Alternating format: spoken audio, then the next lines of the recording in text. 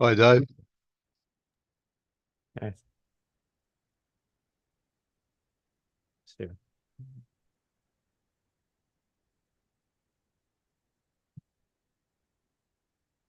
You can hear me, Dave? I can hear you.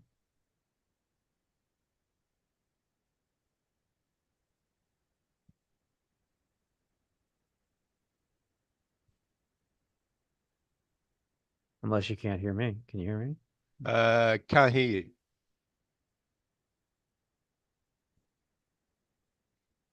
Okay, how about now?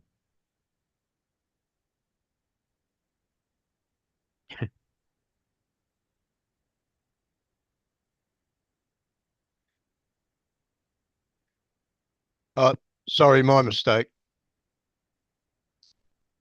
My That's mistake. I have to yeah. do something strange like turn on my speakers.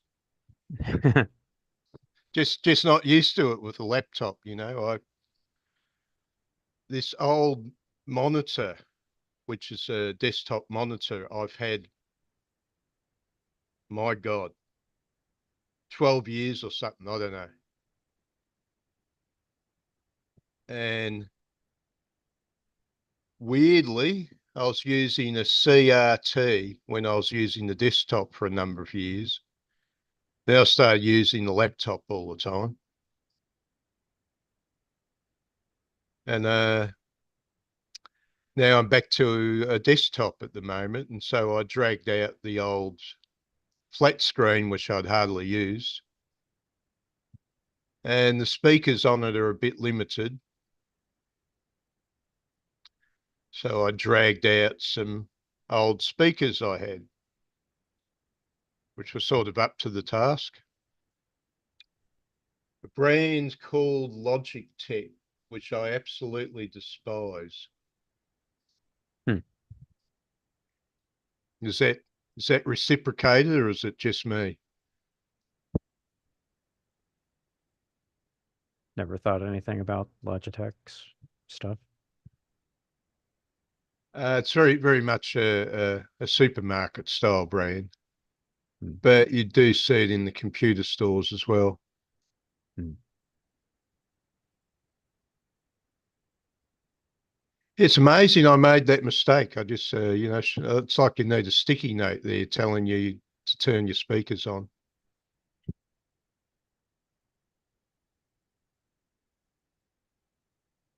Hmm.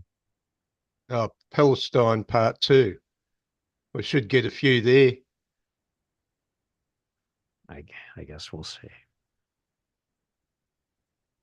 Might let Angelina know she's back in Jordan. She'll probably get a kick out of it. She's got the time. Let Natalia know as well, in case she's got time for it next week.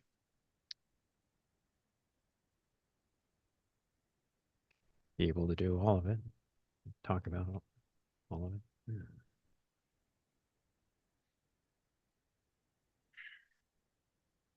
I originally planned something else, but I thought, yeah, might as well get this out of the way.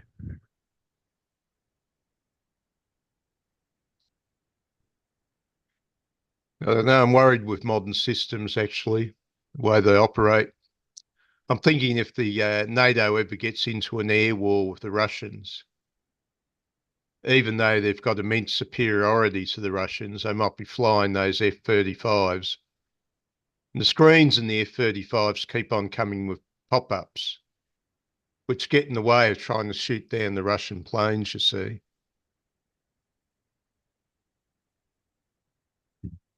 It would be about the size of it, I think.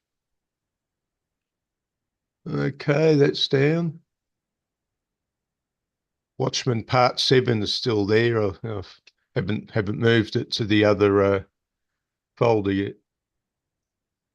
Still in the downloads.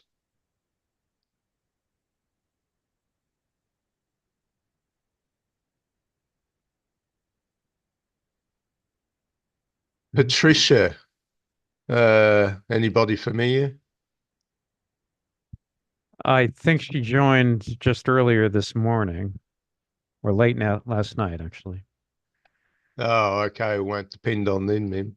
Then Oh. No, I know. If somebody just joins and immediately signs up for the very first thing on the calendar, I usually don't expect them to show up. Usually. Okay, started off around page 400. Did the man with the golden armor again. Uh-huh. Okay, it's a little bit interesting. Yeah, a little bit interesting. There's a few moments. Yeah, I had read it the last session. The voice of the hamster.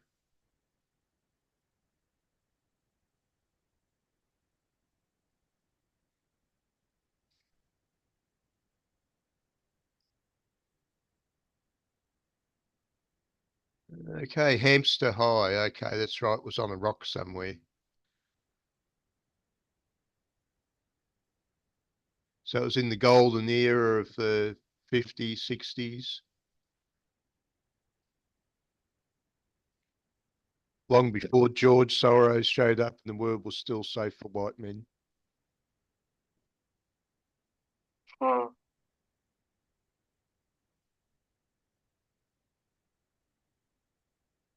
You just got the one screen, Dave? One screen. You want Or are to? you one of those sophisticates that runs about 3 screens at the same time? Uh, I've thought about it, but I don't have enough reason to get a second screen. Well, believe the great advantage is you can have another page on the other screen, so you don't have to keep on going back to it. Like, for example, of course, I could have the comic up on one screen and have the Zoom session up on another screen. I'm sure I'd get used to it. Yeah, well, the guy that ran the group that I have to run now, which is a live group based on the Sea of Faith. He used to do that.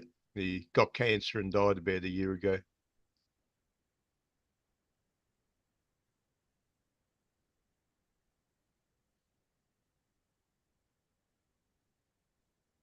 We went to have a very feeble New Year's Eve with him the year before last. It was just me and him sitting in a dumpy pizza shop, which sold rather surprisingly good pizza at cheap prices. And both of us having such low standards didn't bother with a pizza shop which you could only find comparably for you in the lesser parts of LA. Think on that.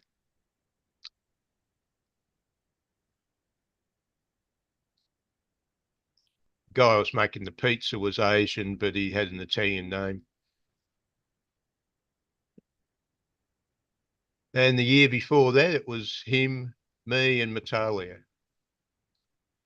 The parents hadn't come because of the COVID, but usually the parents are hanging around in December. But she was parent free for a couple of years because of the COVID.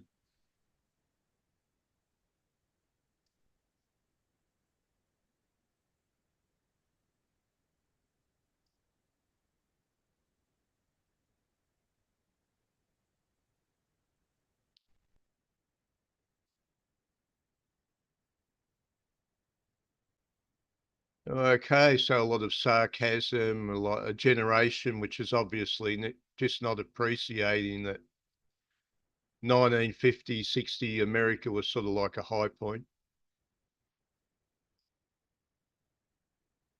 Waiting for Godot.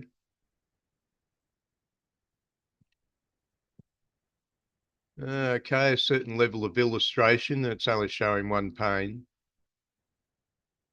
It's on page 411.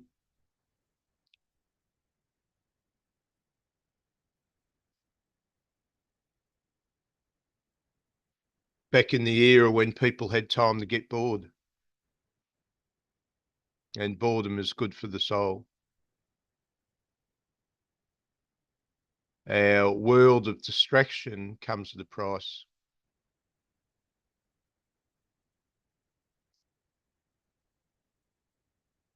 Next one, the dancer. Okay, that's just a one-pane illustration as well. Page 413.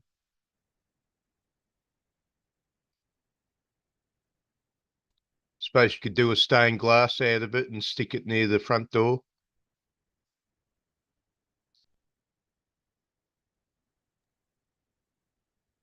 Yeah.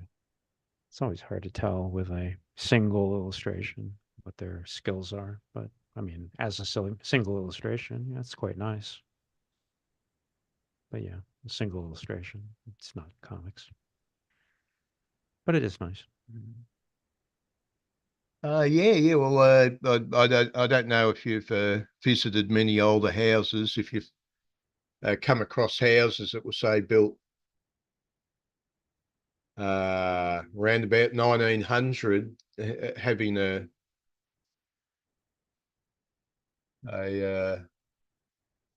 sort of the coloured glass sort of stuff near the front door was a thing. I imagine you've seen that, have you? Yeah.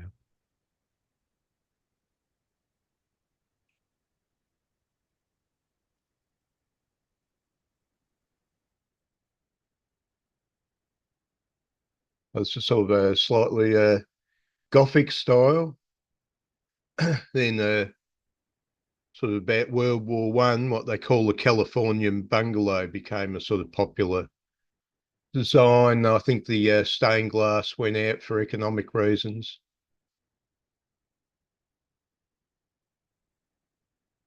But of course, even though these old houses are drafty, they're just far more interesting than modern houses. More interesting to live in, more atmosphere.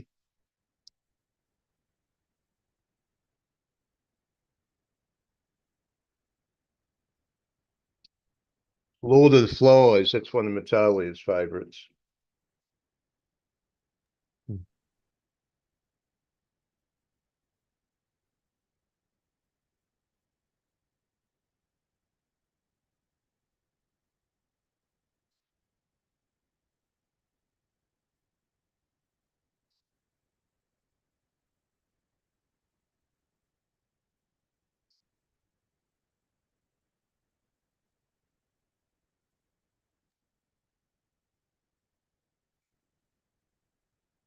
So I imagine you've watched the movie.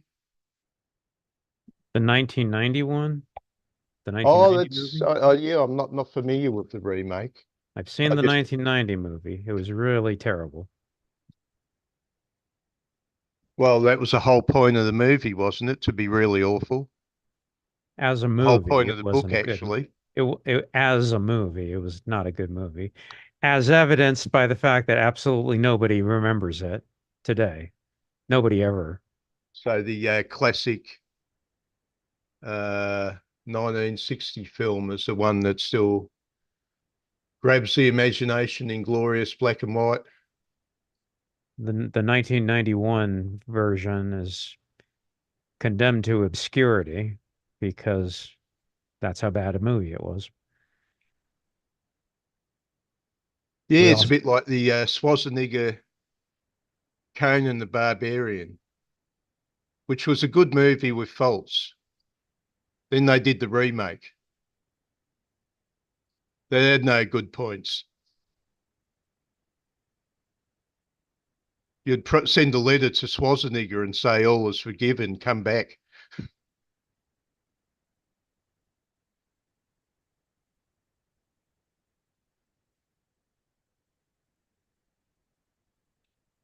Yeah, well, Lord of the Flies, of course, goes right against sort of the ideology that surrounds Karl Popper.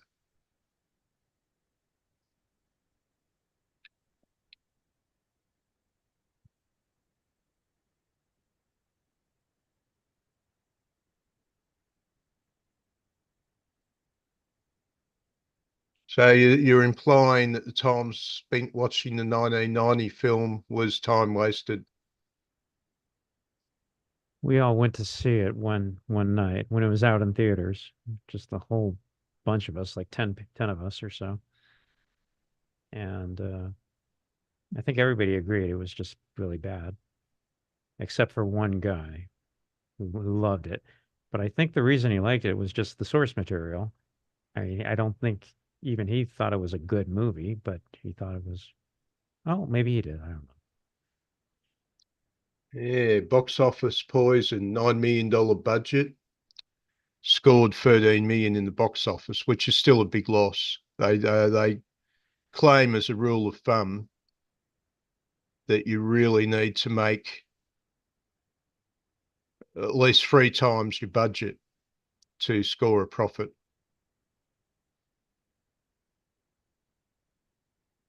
For example, I think advertising, theatre advertising is quite expensive.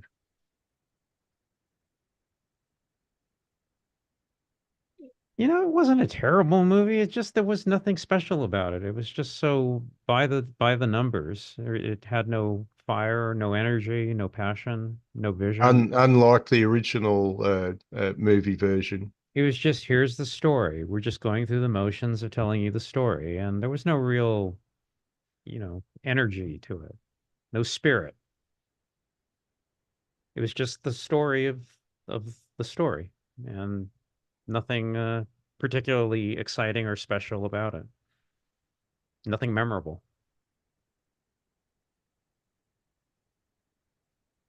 Oh, okay, reception. Let's see. I'll look down. Critical reception. Received mixed reviews from critics, providing mixed assessments of performances while praising its scenery. 55% of critics have given the film a positive review based on 22 reviews. The most heavily criticised was the way the filmmakers departed from the novel. Oh, okay. Now, if I remember the original film version, that was more or less in line with the novel.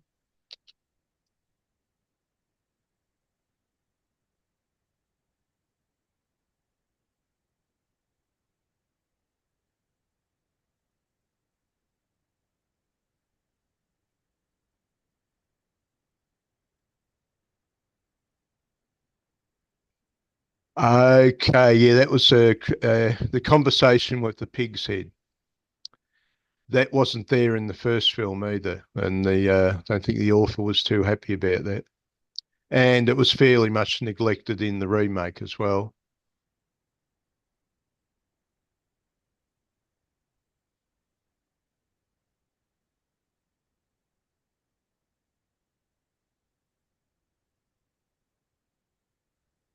He said that in this film, the good boys are too good and the bad boys too quickly bad, and bad in the wrong way.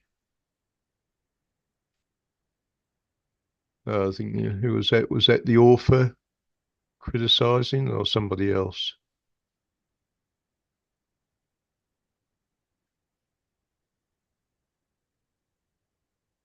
No, not the author.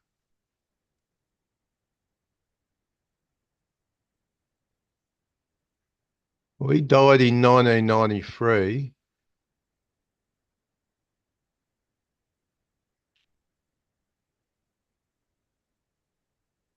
Okay, had time to see the film.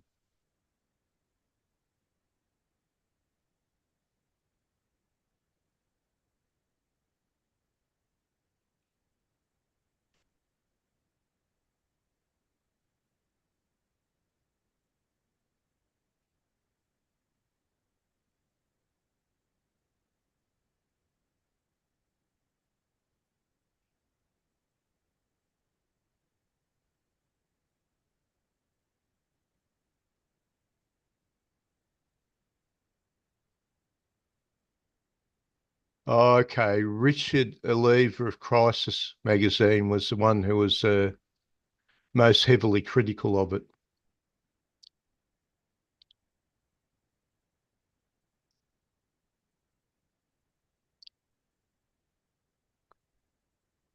Yeah, I found a DVD of the 63 film in a charity shop, so I picked it out, gave it to Natalia. I don't think she's watched it yet. As might have noted, these DVDs we used to pay a fortune for are now going for something like $1 in the charity stores these days. Sure.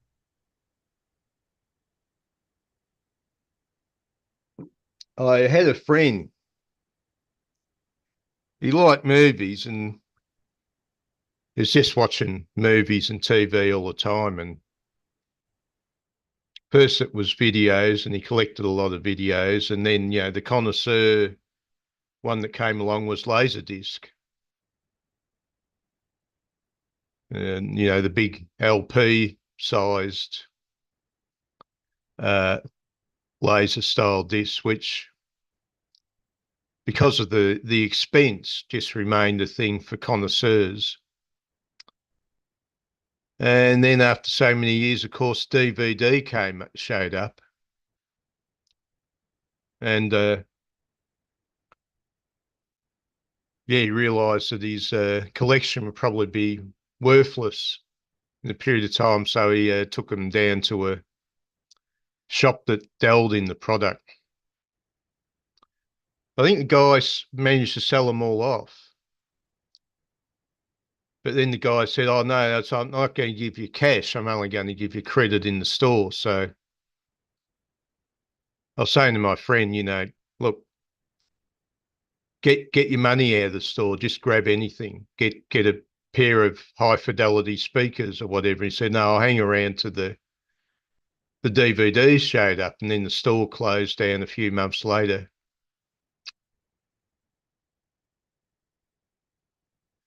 And I didn't see him that much after about 2000, so I imagine he got a pretty large DVD collection. Don't know if he got into Blu-ray.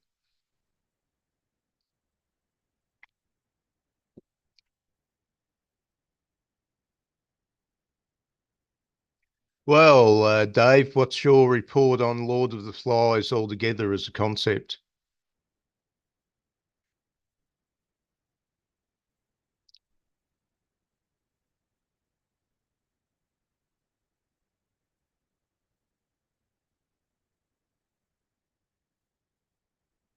Bit of a reverse on Robinson Crusoe, though. Robinson Crusoe, of course, lands on the island and reestablishes himself as the perfect English gentleman.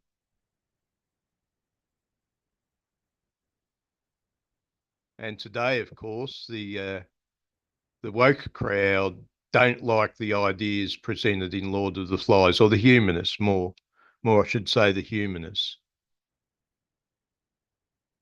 As far as they're concerned, human nature is just generally good. It's only some badness, they didn't get what they wanted. They didn't get supplied with the material goods they wanted in life. But they seem to have a perspective that there are people who are just bad. And I just don't fly with that anymore. I think people act bad and they act good. And they might even have a habit of being good or bad. But I'm a bit disinclined to believe in essential goodness or badness.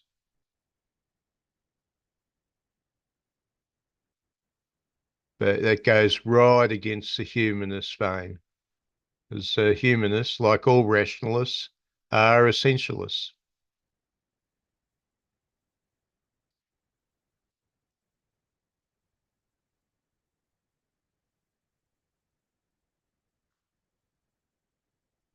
I think they quote there's a case where some kids ended up on an island for a period of time and were quite civilized, but they were well aware that they would be rescued within a few weeks or something like that, in a matter of short time.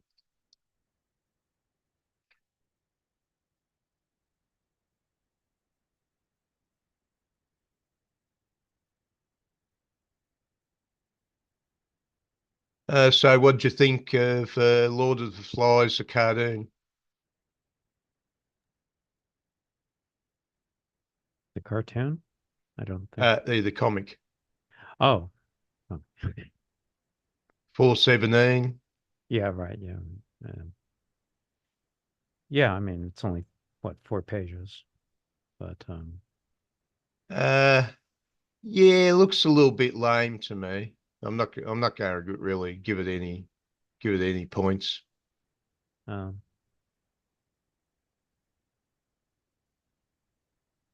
It's yeah, got a few pains on his conversation with the pig's head. yeah, kind of by the numbers. Not really. Yeah, nothing special. Now I recall I did read the book, and the book I thought was a good book. And the 63 film I thought was a good film. Yeah, you haven't seen the 63 film. No, that one I haven't seen. No. I think it's one of the ones that would probably go on your list of 100. Okay.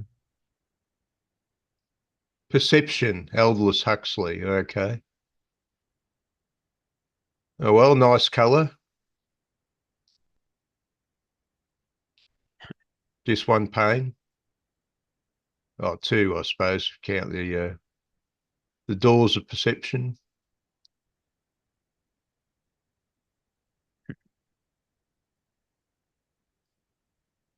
Lolita.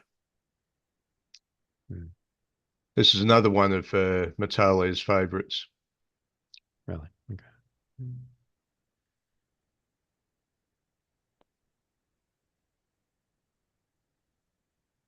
Humbert Humbert. Well, they had a remake as well. I think the originals. I think I prefer the original. The remake wasn't bad. Uber.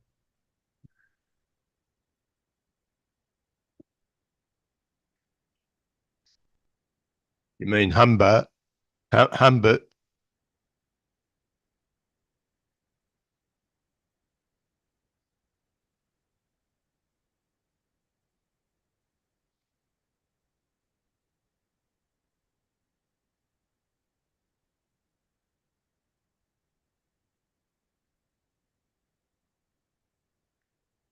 Let's see. Matale's gone up the shops. Mhm.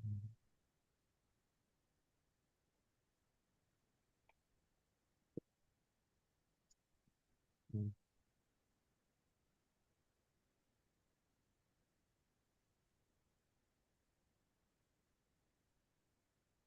Okay, so it wasn't the novel itself wasn't explicit, but more or less implied what was going on.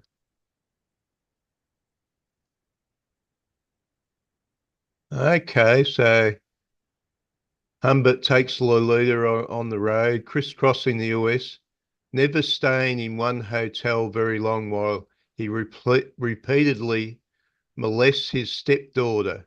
They fight about money and her desire to socialise with boys. He dreams of using her as a baby factory in a few years, cranking out daughters for him to molest for the rest of his life. It's a bit like a theme in Chinatown. I assume you've seen Chinatown. Yeah, that I have seen.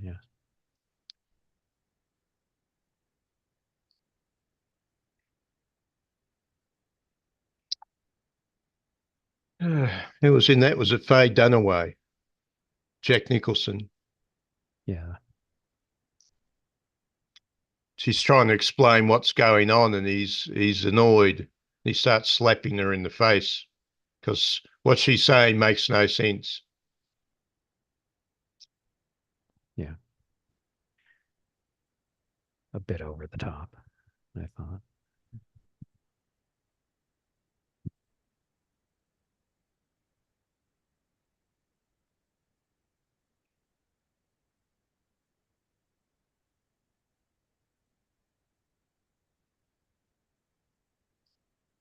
Robert Town, wasn't it? Robert who? Robert Town, the screenwriter. All right, yeah, not terribly up on screenwriters.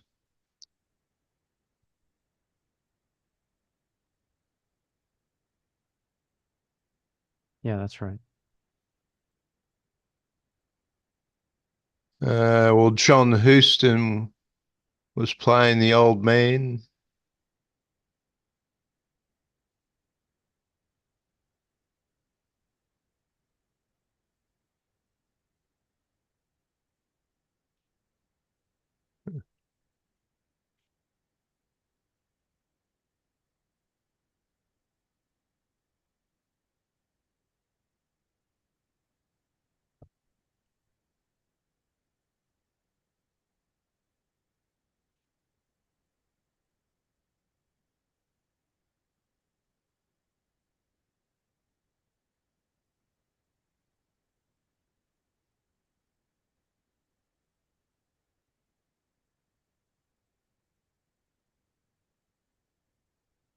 I don't know what you're looking at, but there you go.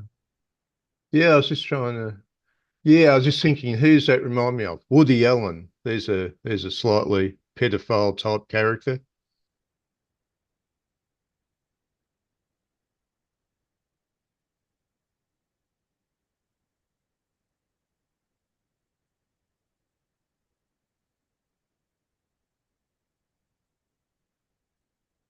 And I was just noticing something. The Sleeper and the Spindle by Gaiman. Originally published 2013. Okay. Wonder what that's all about.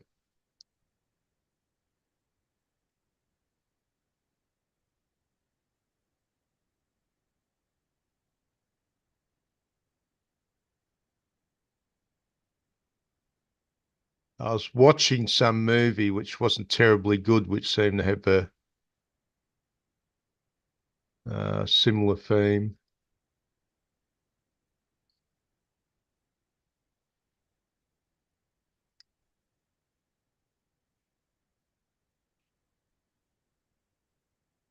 The Curse of Sleeping Beauty, horror movie from about 2016, something like that. Started off rather interesting and just lost it at the end.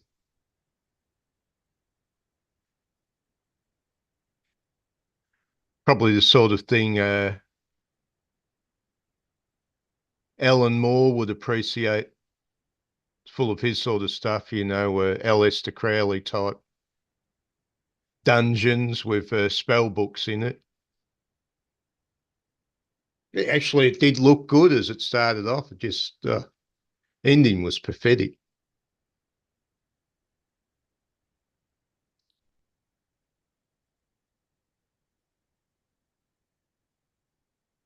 You can watch the whole movie on YouTube.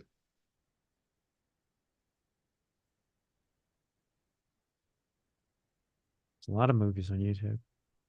Yeah, now, yeah. You get ads in them. It's annoying. If Oh, I've ever, well, if it's really that film you want to watch and you don't want to pay anything for it. well, there are other ways to do that. Yeah, I know.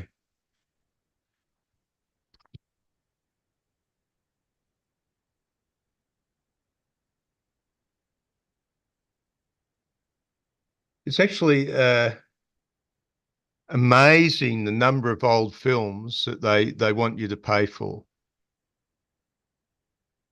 Like when I was a kid, the film went to the cinema. It was hot property.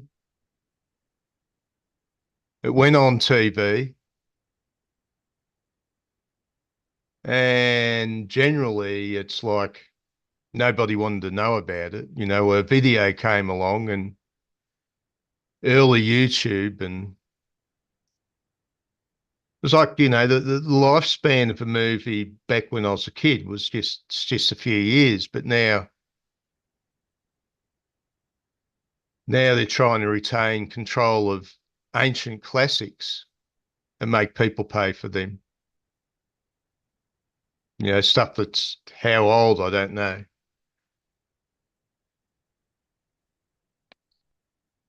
I imagine that they are trying to move towards uh, infinite copyright. You know, the original attitude is or copyright for the lifetime of the author and a few years after that, and that's about it, really. But no, business is there. Where there's money, we want it.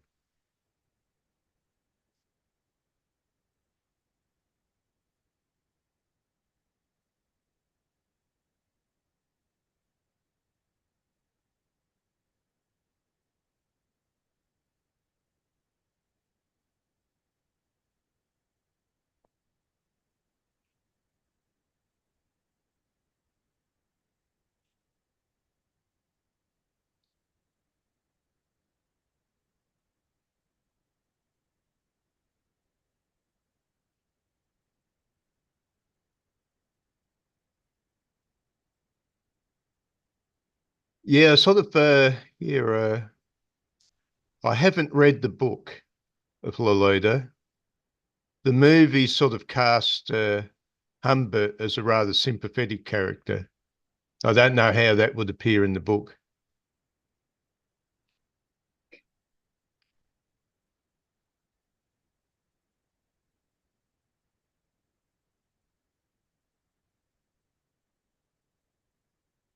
Four beats.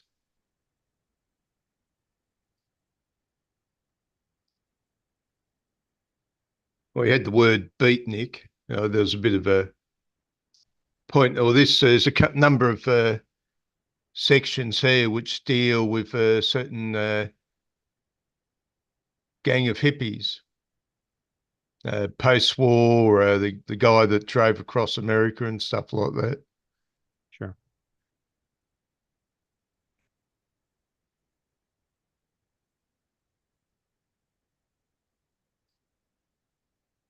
We got a bit of that with The Secret to Superhuman Strength by Bechdel.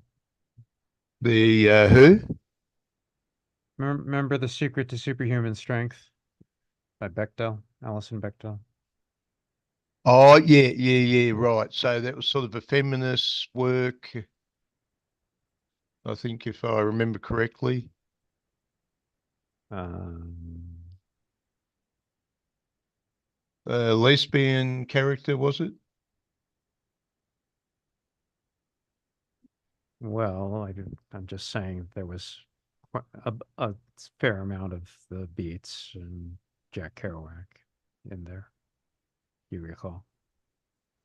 Okay, so beat, what does it mean? Does it mean a person who's beat?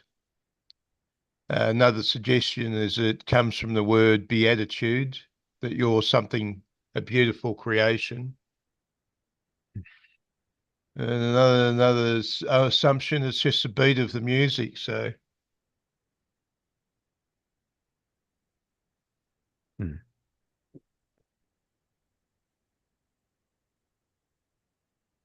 Beatniks. well, the big three are here. Kerouac, who's best known for On the Road, William Burroughs, whose masterpiece is Naked Lunch, and Allen Ginsberg, who lit American poetry aflame with Howl. The beat women often get short shrift.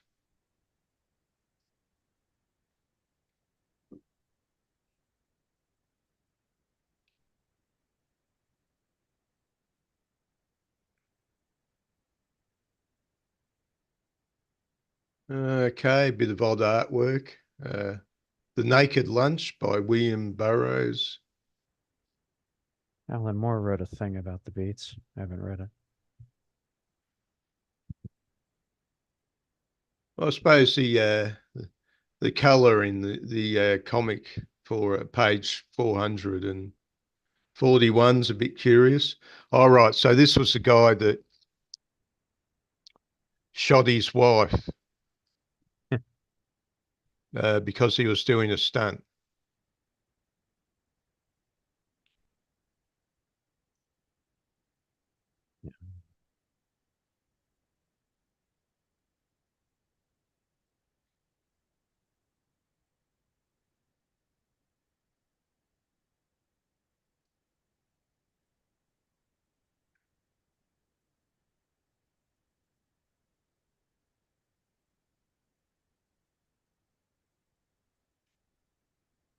Okay, a bit of weird cartoon work.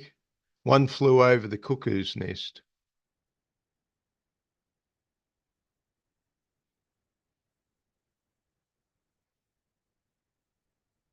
Oh no, pretty ordinary looking. I like the book and I like the movie,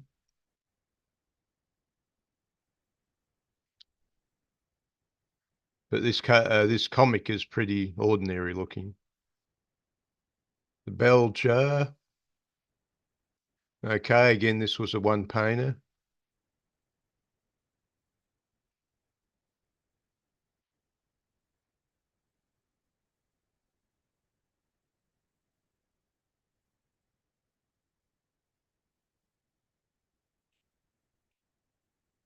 The, right, okay. What's the name of this one? The Last Exit to Brooklyn. Uh, Bit of Cubist stuff, by the looks of it. Yep, definitely Cubist stuff.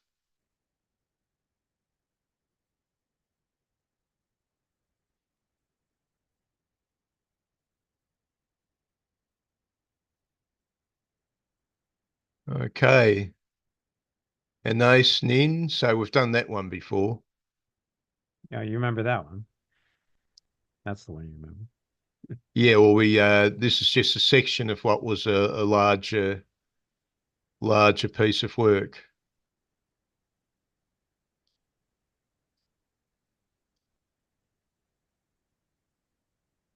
Ah, it's okay.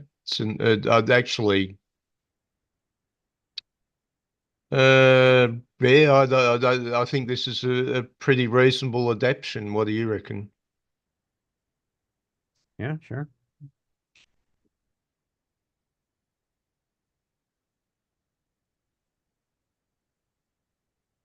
Yeah, no complaints.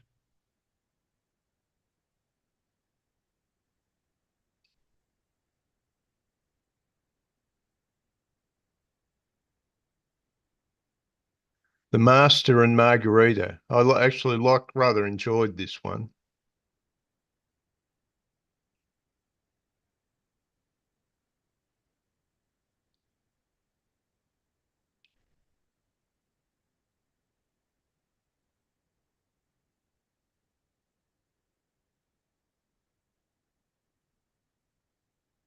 You know, the problem with trying to establish a Marxist paradise is Hmm. your participants are merely human flesh. You can't create perfection out of human flesh. Hmm.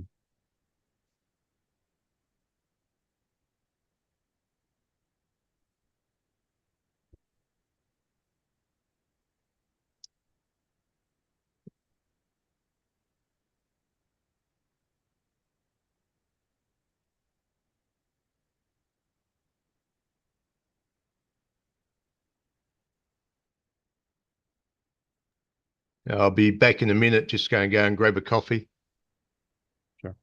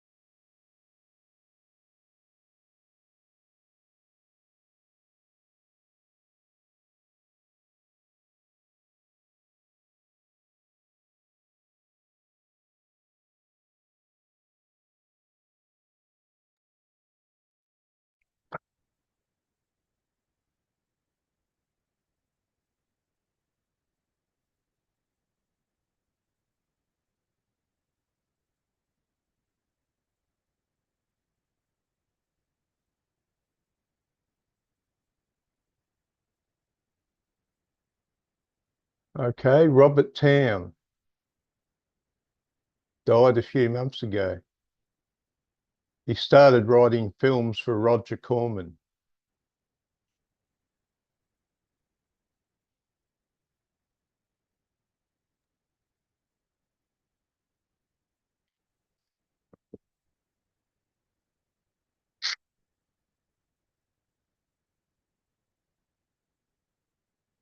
Mhm.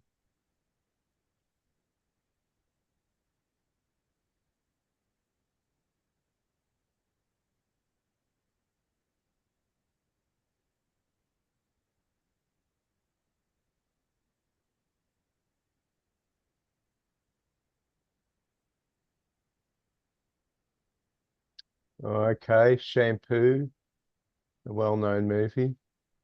Okay, Greystoke, The Legend of Tarzan, Lord of the Apes.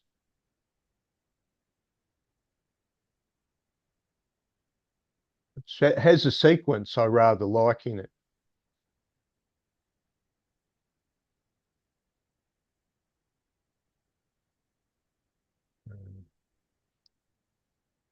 You've seen Greystoke, Lord of the Apes, the 80s film, have you? What would it matter? Well, this was a guy who felt he was creating an authentic version of the book story, unlike the exploitation films with Weissmiller in it, which were an art form in themselves, actually. But there's a great sequence, of course, where he goes back to the jungle and he just strips off all his clothes and goes running back through the bushes. And that's my comment on humanity, that, is civilization worth it? Probably not. Go back to being what you're good at. Mm. So just that little sequence makes the film worthwhile for me. Okay. Okay, Well, I Days mean, of Thunder, which I haven't seen.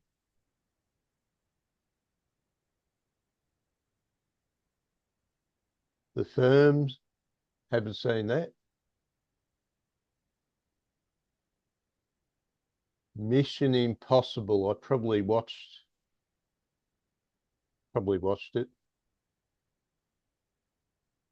Yeah, Mission Impossible 2, so he did two Mission Impossible films. Possibly not his best work. Not bad, they weren't bad films, but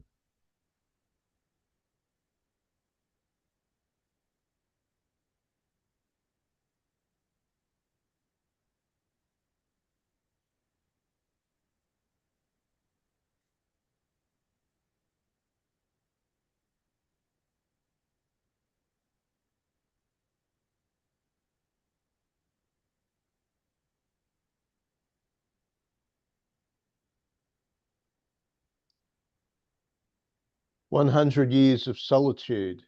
Okay. I sort of checked the background story, so it's a story of the passage of time in a culture, reflected through a family. Looks like it's a story which has a rather large fandom.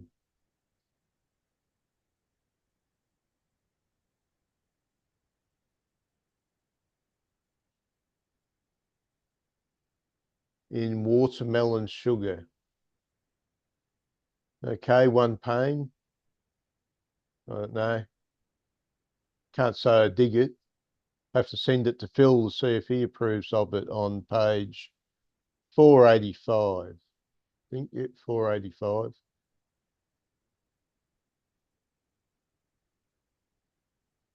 Would you put that on your wall?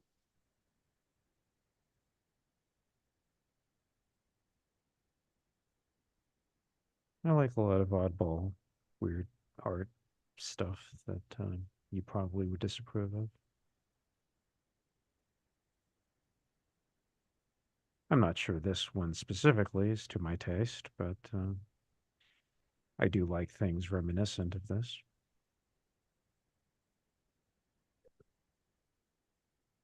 Gravity's Rainbow. You might remember when we did Stray Toasters about 4 years ago. Streets. We did Stray Toasters Stray Toasters. Yeah, about yeah, four that years rings a ago. bell. Yeah, yeah.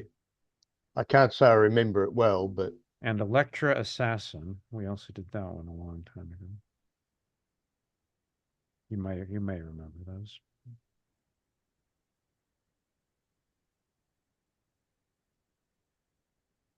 okay, page 488. He's got an illustration there of Joseph Stalin tank, either a number 3 or a number 10.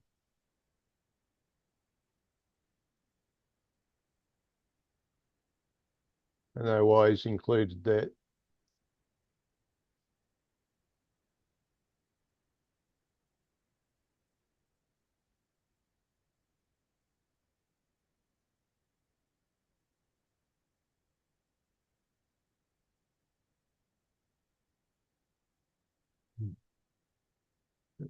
Okay. Crash by Ballard. Ballard's a famous science fiction author. Yeah, sure. Trying to remember, I didn't think, I think I read one of his. Was there one called The Drought? I've read a number of his essay collections, but I don't think I've ever read his fiction.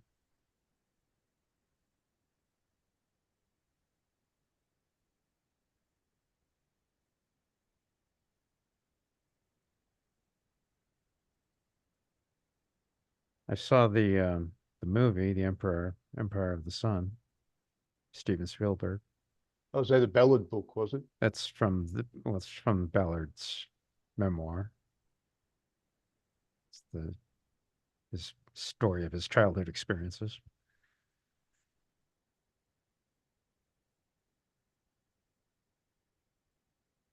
Okay, The Drought by Ballard. Yeah, that's one I've read. I thought it was a good book.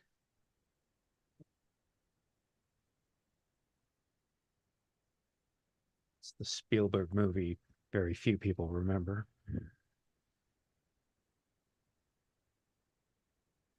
Yeah, I thought it was a pretty good movie. Actually, oddly enough, I think I've sent images of that film to Matali 2 or 3 years ago, and I sent a sequence from the film again. I think it's the one where he's watching the Japanese pilots having a sake drinking ceremony before they take off to get slaughtered. And I sent that to Mattel. It's most impressed, being a bit, a bit having a bit of an Asian thing going. So she's always a bit curious about the Japanese.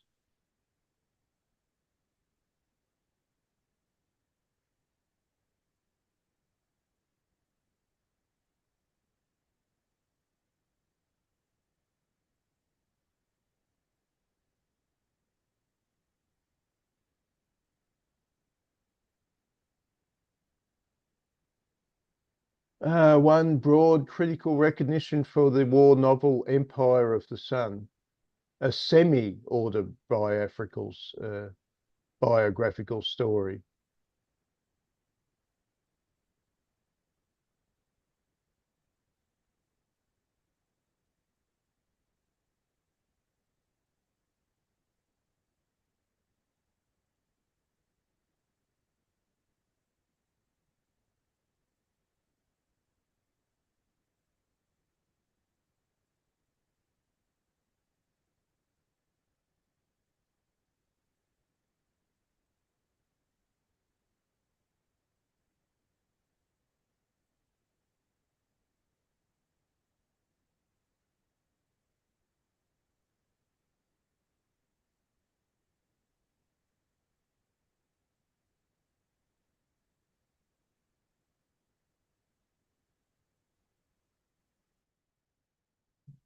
Oh,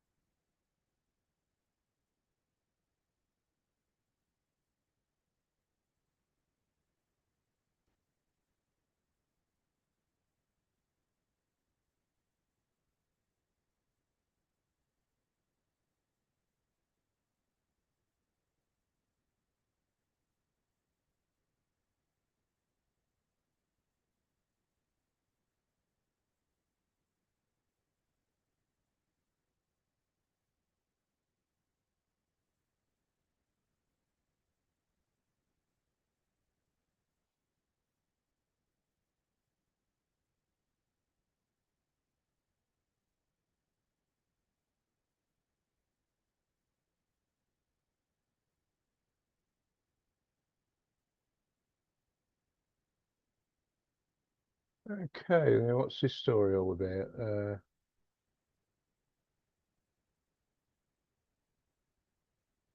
Crash is one of the best novels to come out of science fiction's new wave movement.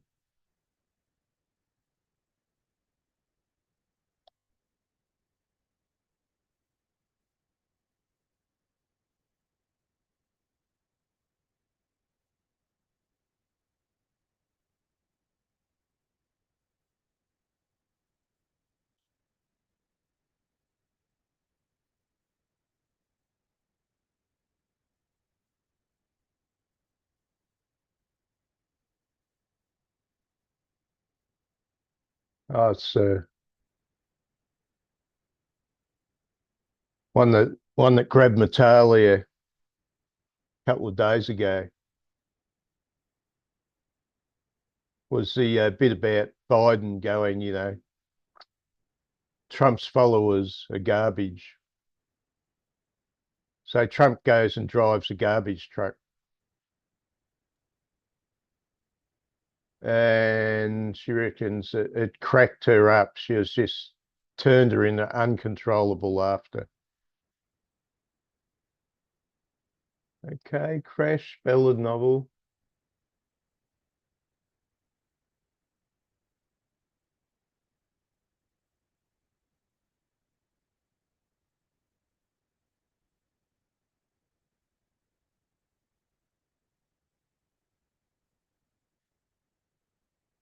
It follows a group of car crash fetishists who are inspired by famous crashes of celebrities, become sexually aroused by staging and participating in car accidents.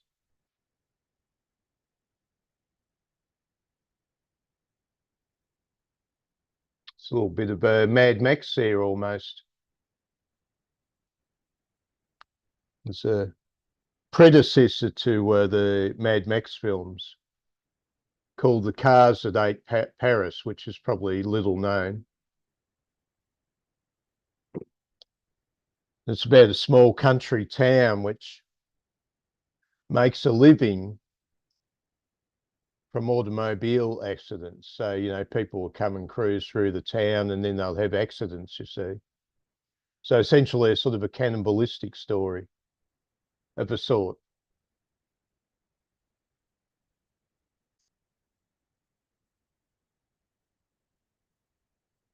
Okay, so the imagery is supposed to suggest libido mixed with car smashes. Okay.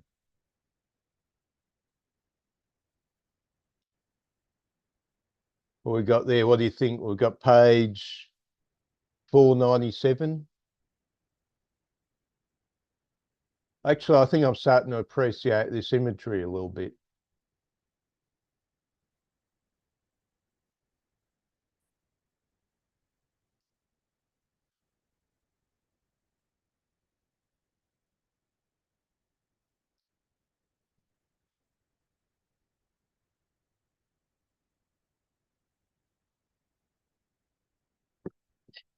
So the green pain reminds me of Sir Gawain and the Green Knight.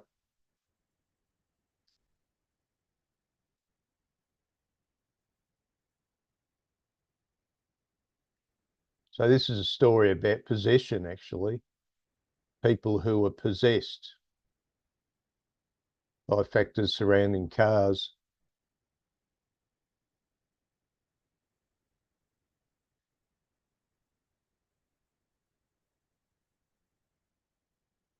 Okay, page 498. There's a guy who's died happy.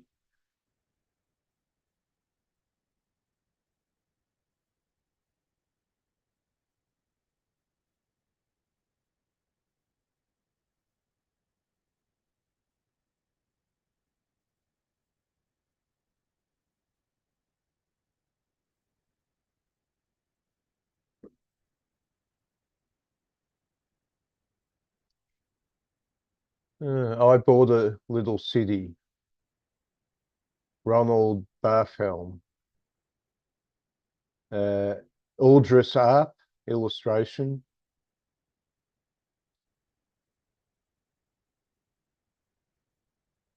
Just shows one pane. A little bit curious. What we talk about when we talk about love. Raymond Carver, illustrations by Annie Monk.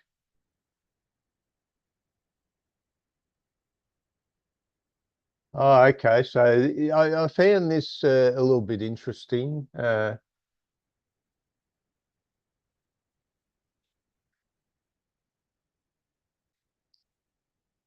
Annie Monk gave us a cracking good sequential adaptation of Araby by James Joyce.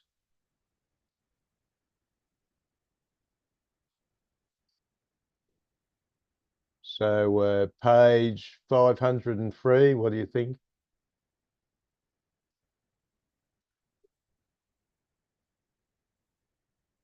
I think I sort of like this image.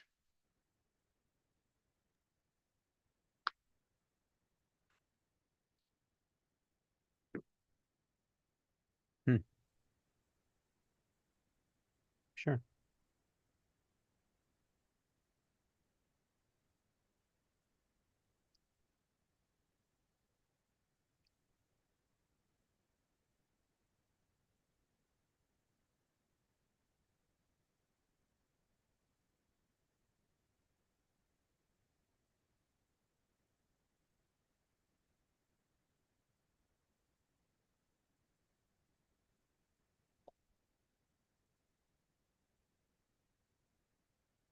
She doesn't seem to notice here. I just got one from Matala. She doesn't seem to notice anything on Ballad.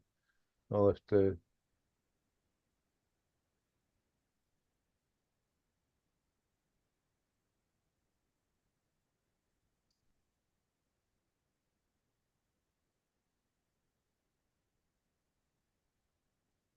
Hmm.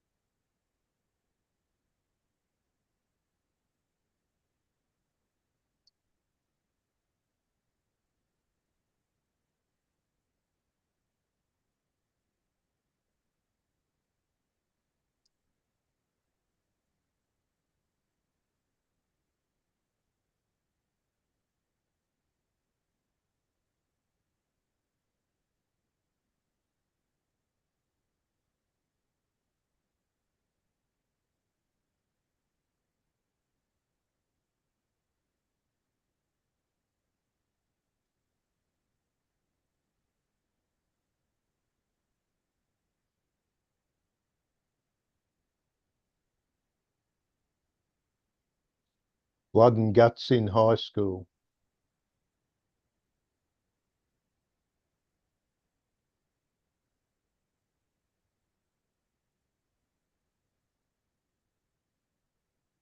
Okay, seems to be something about abortions.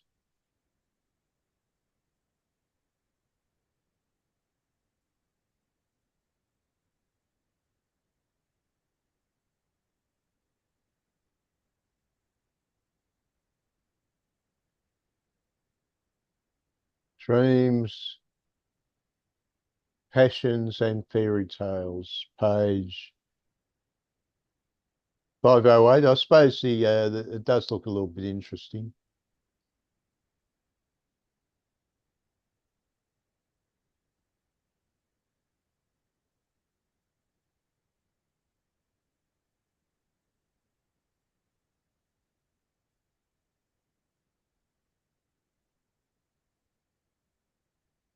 Yeah, I'd sort of say this is, I find I could sort of appreciate the artwork in this one a little bit.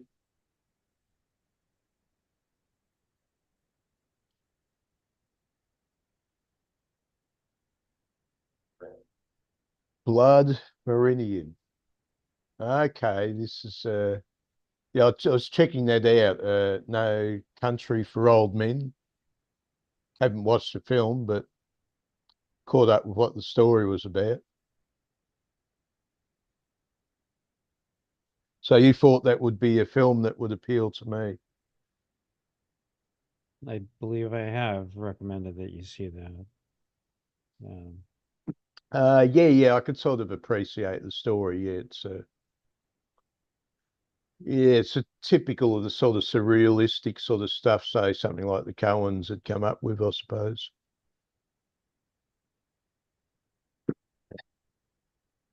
Its roots are probably in the spaghetti western as a sort of the violent crime cinema in America. Really, in the modern form, really started with Dirty Harry. So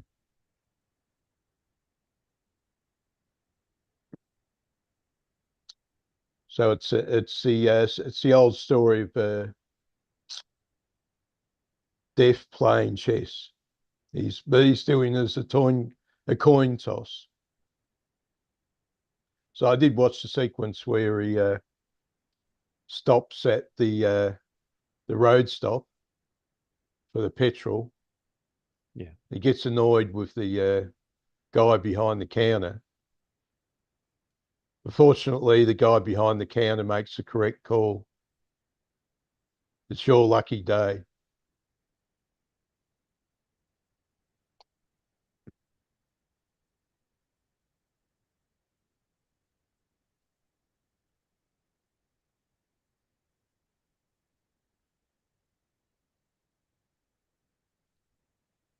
The action is based on historical events involving the Glanson gang, who are paid to kill and scalp Apaches.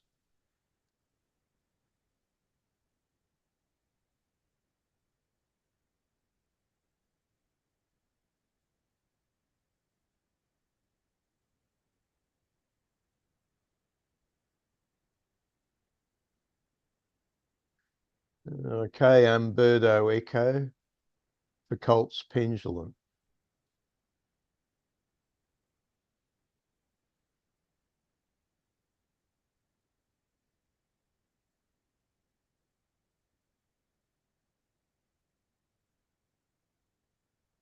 I don't appreciate his criticism of fascism. I think he got it all wrong, and there are other people who are saying much the same thing. It's amazing, if I'm right, that such a fairly well-known mind could just get it so completely wrong.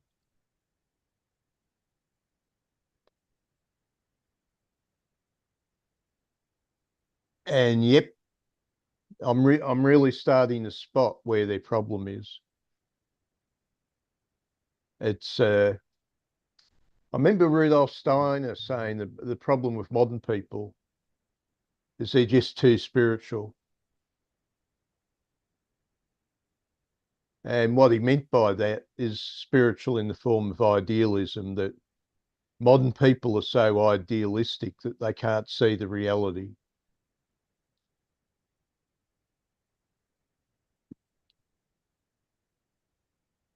And I'd say Echo's very much an example of that. I'd say anybody who professes a belief in socialism or Marxism is an idealist who can't see the reality. Sounds good on paper, just doesn't work in reality. Like, once again, I was talking in Derek's group, and they mention, the great existential ideal is responsibility. And as smart as these sort of, college educated people are, it's a bit like Oedipus. As smart as Oedipus was, there are things he just misses, despite the intelligence. In fact, it's his very intellect which is working against him.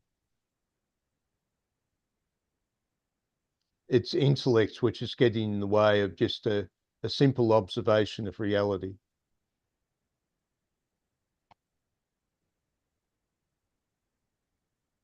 So as I was explaining to the guy when they were bringing up, uh, responsibility, Kierkegaard explains that so well, because he was the guy that deserted his common everyday responsibility. He wouldn't get married, get a job. And Kierkegaard was sort of bringing it down the ground that, well, responsibility is simply an aspect of human culture. You start off as a kid, you want to play games, you want to enjoy yourself, and people aren't too keen to take on responsibility. They would rather pass it back. They would rather hand over the responsibility to somebody else so they could concentrate on being kids. Then he talks about the level above that is that when you arrive at the aristocratic level is the level where you can create direction, and direction for yourself and direction for others. But the modern idealist will look at human life and think that everyone deserves to flourish. That if you have the inbuilt programming to be Napoleon, everyone should grow up to be Napoleon. No, it doesn't work like that. The vast bulk of the population remain on the aesthetic level. They'll prefer not to have responsibility if they can avoid it. And they're not really on about seeking the direction or evolving the direction in their life. Well, many have to some degree, arrive at the level of responsibility. And that's all it is. It's just a plain, simple observation of reality. But idealism gets in the way.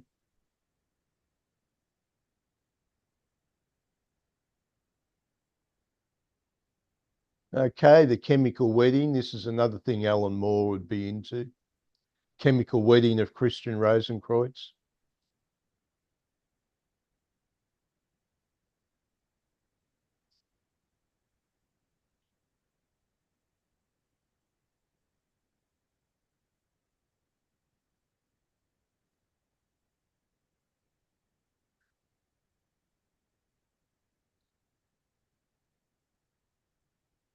I've got some illustrations of ships on page 520.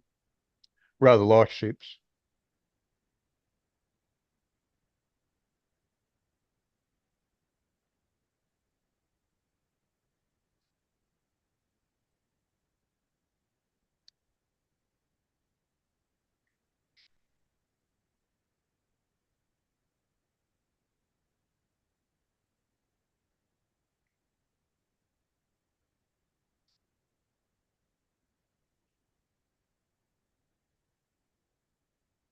This looks a little bit interesting, this one.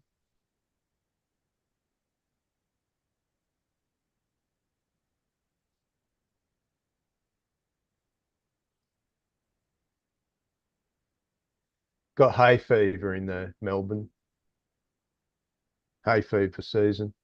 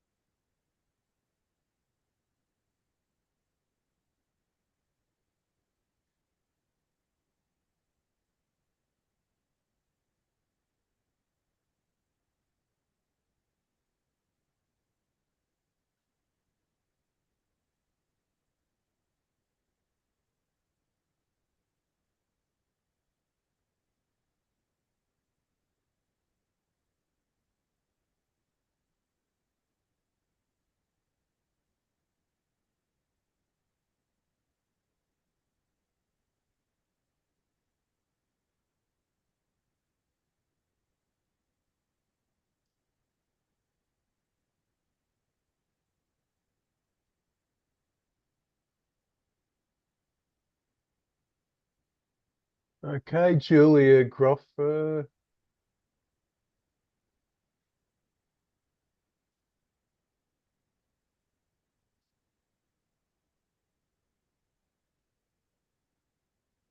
lives on Long Island where she maintains an extensive collection of black cardigans.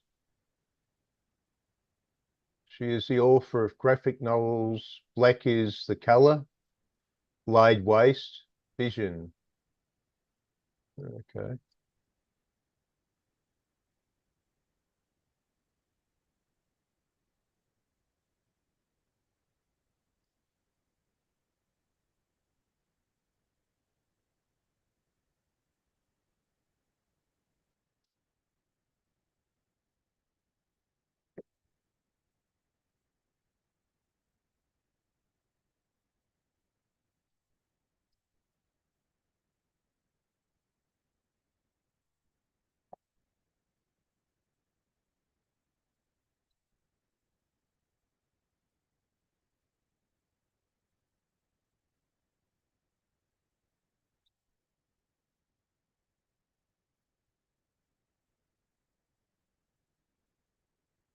Yeah, they think I can find a fuller treatment of the comic. So, was there a whole illustrated novel based on this section?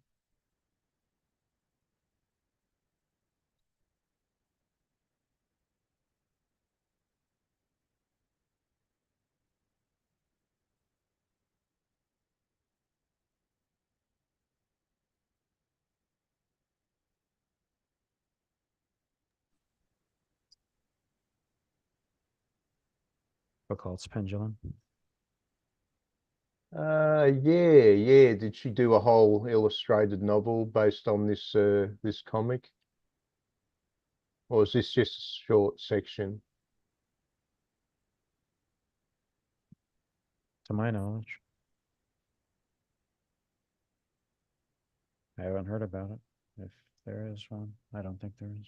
So we seeing the entirety of the material then?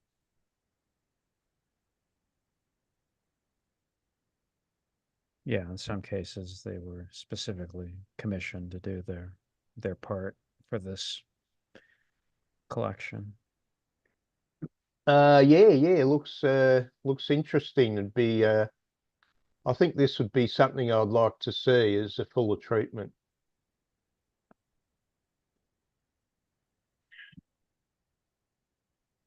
Well, Okay, yeah, what? Yeah, I sorry. don't think there is a full treatment for Foucault's Pendulum, but I guess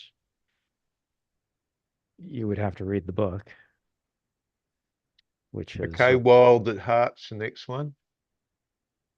And this is the, okay, okay, so this is actually more a movie than anything else. So it was written as a script and then made into the movie, which I haven't seen. Looks a bit interesting.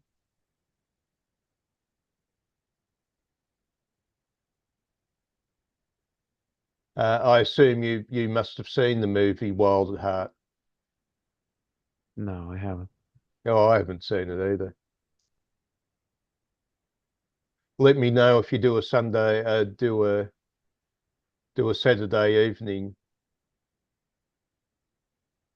of it.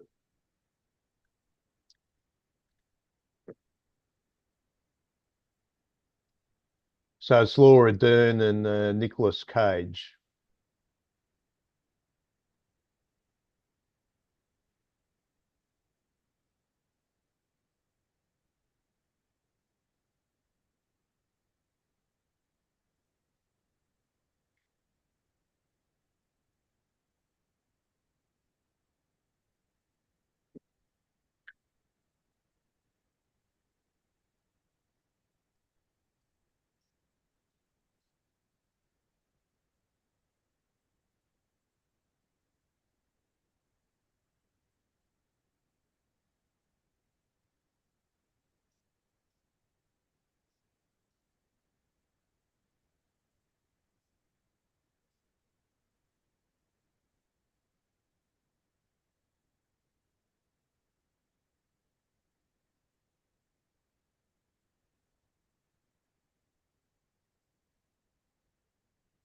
Yeah, I bought a DVD for Natalia called The Northman, and she watched it.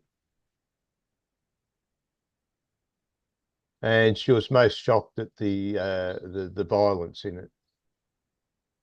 But she thought it was a very impressive film from an artistic perspective.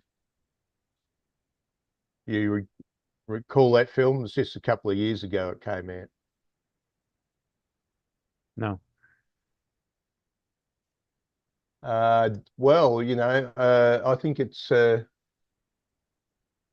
worth putting on your must-see list.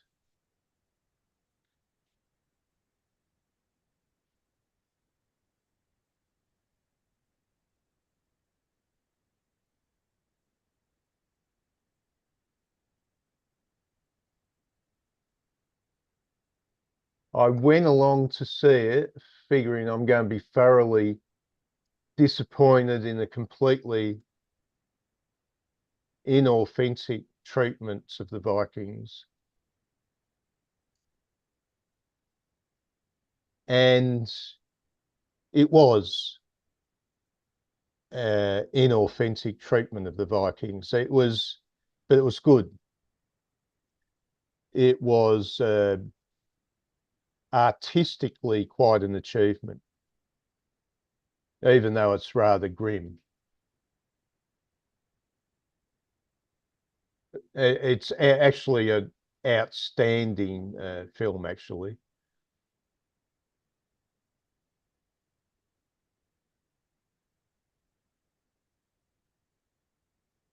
And she was quite impressed by it when she finally did watch it. I bought her the DVD about. So I went to see it, and I thought she might have liked it. Didn't have a huge time in the cinema, but very much a very impressive piece of art, I'd call it.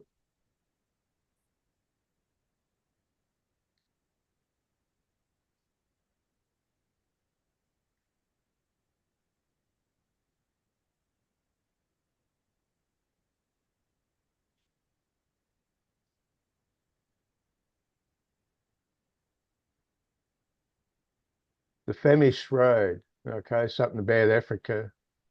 Supposed to be quite popular.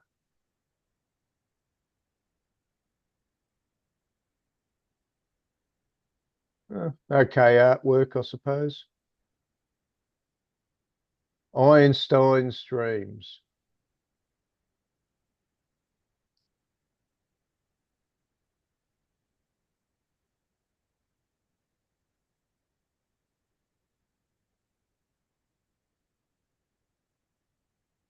Of course, we don't see time.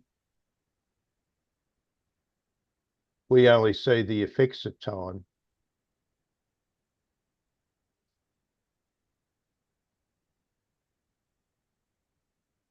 Oh, those okay, sort of comic work, but pretty ordinary, I suppose. The Wind Up Bird Chronicle. Okay, that's just a one-pane illustration there. Okay, we finally end up with Infinite Jest, which was the last one.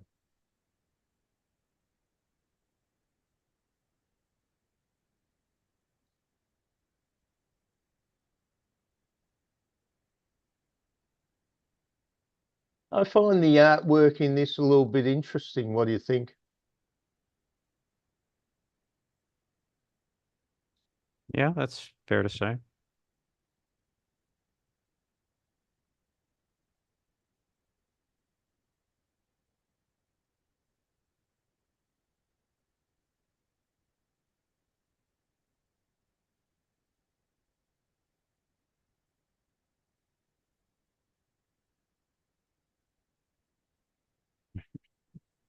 Okay, yeah, just got to the end and he's Yeah.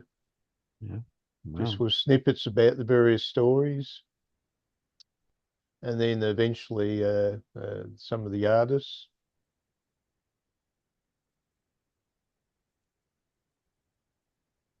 Yeah.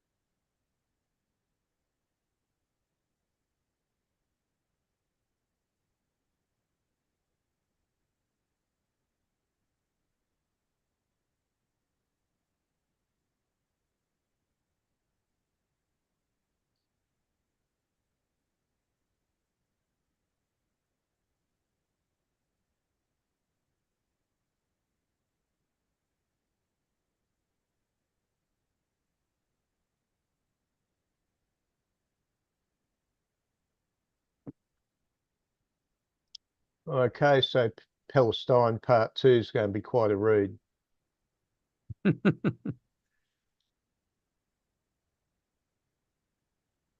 Well, we'll see who shows up. The curse of the opinionated. Yeah. I keep on telling people, look, you get in your flying saucer. Maybe it's ELO's flying saucer. No. You keep on flying further and further from the Earth. You start to notice that the mad apes of humanity, whether it's the Nazis or the Jews or whatever, you fly far enough away, they all start to look a bit similar. You get up close and they're all convinced they're very different.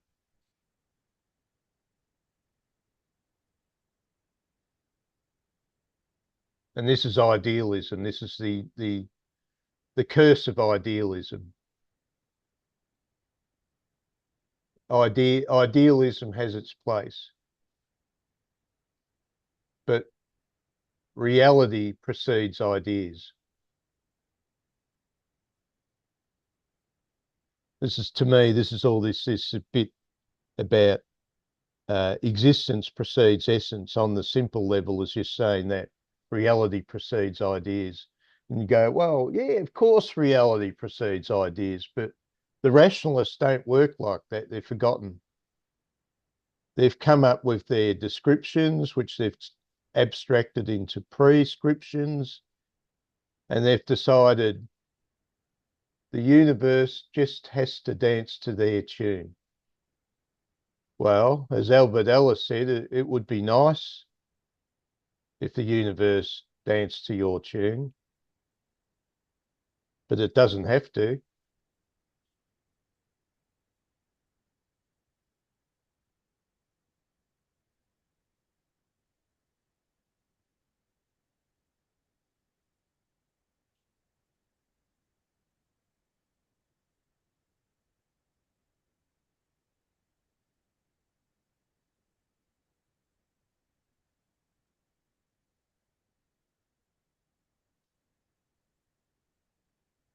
Okay, next week should be fun or a pain.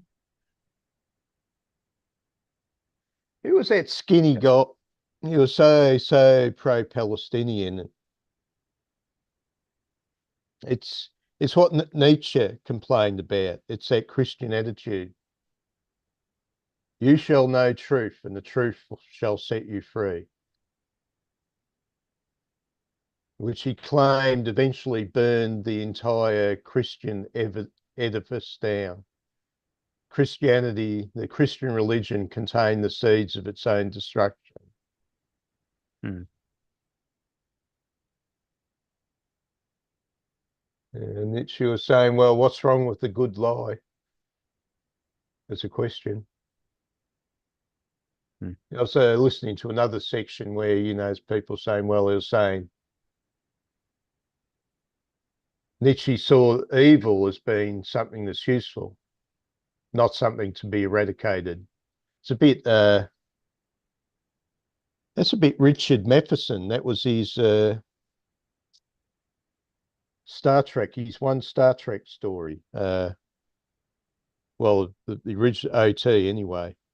Kirk splits into two halves, the Jekyll and the Hyde.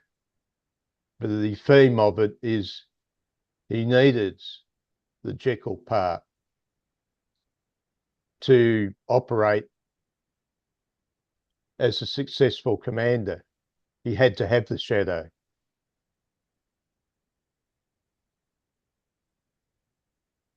Well, that was Spock's opinion. Spock, of course, was most fascinated in the shadow. And Dr. McCoy was horrified by the shadow. Well, that's something Rick would appreciate, wouldn't he? Since he's a fan of the OT. Oh, that's right. Yeah. George Gonzalez is a fan of Star Trek as well. Hmm. Yeah, we had him on the after existential group. He was trying to tell us that Christianity was a deist religion.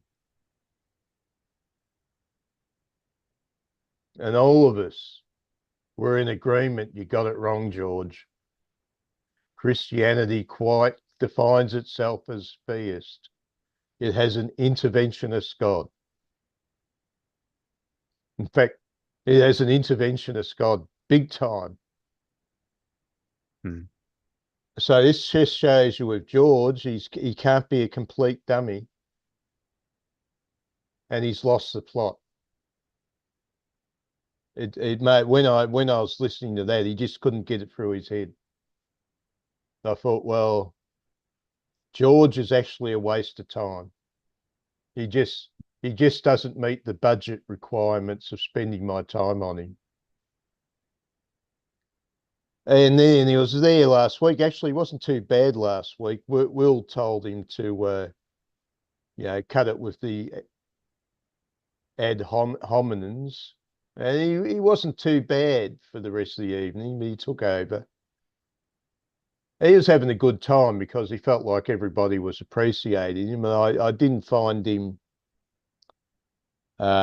too bad, but I just had a feeling at the end of it all that really I could have spent 3 hours doing something more useful than listening to George.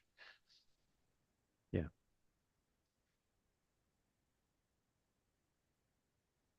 But of course, I think where he got mixed up was the Platonic contribution to Christianity.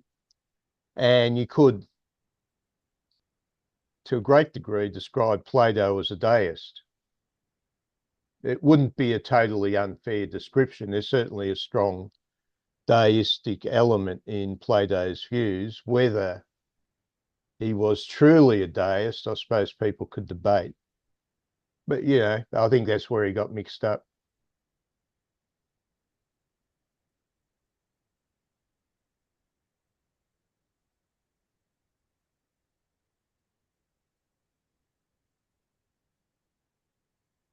Okay, it's a fairly good treatment, almost up to the 2 hours, but I think I might, make tracks and get ready for the next meeting. Yeah. Yeah, all right. Rick's group made it as usual. It's the plan.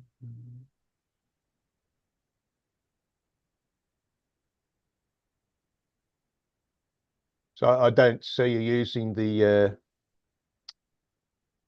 Zoom filming anymore. So you're using it on there that you're using another this other thing to sort of film the whole meeting, are you? A sort No, of, I haven't, sort of a live streaming sort of thing you got in the background somewhere. I haven't changed anything. Oh, Same as it's okay. always been. Yeah, I just didn't see the warning about it being filmed as it used to be the case. So I assume you're using a different. Oh, maybe it's because I started it before you hopped on, but Oh, yeah, maybe it was there at the very start. Okay, usually you sort of restart it again at a certain point. yeah, if you're already on, then it pops up as soon as I start it. But when I start it before you pop on, then you'll see it was when you first come in. Oh, okay, Dave. Have a good time in LA. Meantime, Sure. don't visit pizza shops in the wrong part of town. Sure. Okay.